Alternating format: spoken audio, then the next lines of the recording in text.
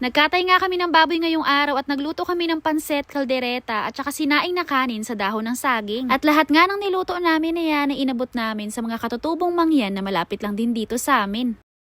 Pagkababa nga namin ngayong umaga, galing sa taas ng bundok, ay nagsalang kaagad kami ng tubig sa malaking talyasi at eto nga ay gagamitin nila sa pagkatay ng baboy. Kaya pala kami nagkarni ngayon ng baboy dahil bukas kasi ay birthday na ng asawa ko. Pero maaga kami ngayon nagkatay dahil magpapakain nga kami sa mga katutubong mangyan. Eto kasi ang nire-request sa akin ng asawa ko na ngayong birthday niya nga daw, ibalikan nga daw namin yung mga katutubong mangyan na malapit lang din dito sa amin at mag-abot nga daw ulit kami ng kahit nakaunting pagkain. Kami na lang din pala dito sa bahay nagkatay ng isang buong baboy na to at hindi pala tong pambenta, pang sarili lang namin. Bali ang mga naisip pala namin na lutuin ngayong araw ay pansit kasi isa talaga to sa paborito ng mga katutubo at syempre magluluto rin ako ng kaldereta para meron silang ulam. Karning baboy na nga lang din at saka kikiam ang naisip ko na isahog dito sa pansit kasi alam nga namang bumili pa ako ng manok kaya ang dami namang karni ngayon dito sa bahay. Marahil marami siguro sa inyo ang nagsasabi kung bakit sa tuwing magpapakain kami sa mga katutubong mangyan ay palaging pansit ang isa sa mga palagi naming niluluto. Ito kasing pansit ay talagang isa sa mga paborito nila at kahit nga siguro corn beef lang ang sahog nito ay ayos na ayos basta pansit. Mamayang hapon pa pala kami pupunta sa kanila para mag-abot ng pagkain pero mga bandang alas 10 pa lang ng umaga ay nagsimula na kami dyan sa pagluto. Ito pala din pala yung unang beses na magluluto ako ng kaldereta pero kahit na hindi ako marunong, naniniwala ako na basta kompleto sa ricado, bandang huli ay magiging lasang kaldereta na rin yan. Hindi ko na iprito yung patatas at saka yung carrots kaya pagkalagay ko dyan ng mga karne ay sinunod ko na rin yung mga gulay. Tapos yung juice pala kanina ng pineapple tidbits ay sinama ko na rin dito. Hindi lang ako sigurado kung ang kaldereta ba ay pwedeng lagyan ng ganito. Basta pagkalagay ko lahat dyan ng ricado ay hinalo ko na lang ng hinalo at hinihintay na nga lang namin dyan na maluto yung carrots at saka yung patatas at hahanguin na rin namin. Tapos bigla ko nga naalala dyan na pwede nga palang lagyan ng peanut butter ang kaldereta pero hindi peanut butter ang ilalagay ko, cashew butter kasi nung nakaraan linggo ay gumawa kami ng ganito at eto nga yung mga natira. Tinikman ko na rin pala yan at ayos naman na yung lasa niya at paminsan-minsan na nga lang namin siya dyan na hinahalo para hindi masunog yung pinakang ilalim at nung naluto na nga ay hinango ko na. At pagkatapos nga yan, ang sunod ko naman na inasikaso ay yung kanin at ang gagawin nga namin ngayon ay sinaing sa dahon ng saging. Sigurado ako na hindi na to bago sa paningin nyo kasi noong nakaraang taon ay nakapagsaing na rin kami ng ganito. Kapag maramihan kasi ang lulutuin na kanin, isa talaga to sa gustong gusto ko na gawin ang pagsaing sa dahon ng saging. Bukod kasi sa maganda yung kulay niya kapag naluto na siya ay mabango rin at saka matagal siyang mapanis. Sinalansan ko nga lang siya dyan ng maayos at saktong-sakto nga dito sa kaldero yung 25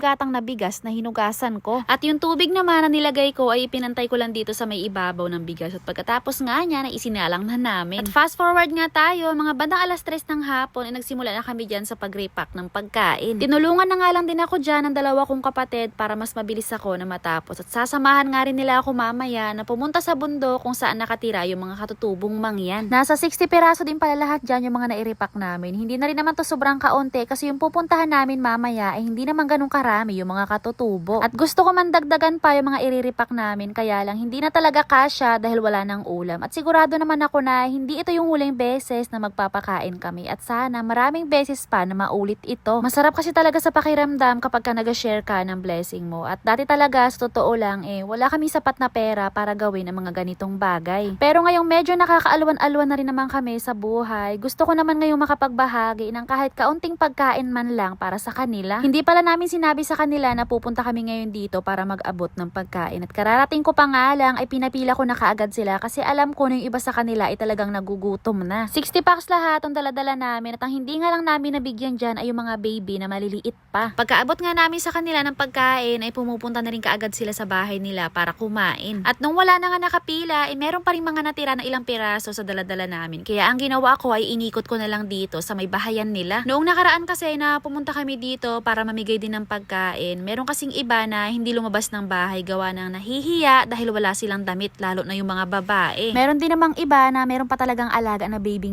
pa. At syempre ayoko na rin namang papilahin pa sila kaya ako na lang yung lalapit sa kanila. At pagkatapos nga naming maibigay lahat sa kanila dyan yung mga pagkain ay nakipagkwentuhan nga muna kami sa kanila ng mga kalahating oras at pagkatapos nga nyan ay maya-maya nga lang din konti ay umuwi na rin kami. So yun lang for today's video. Thank you for watching!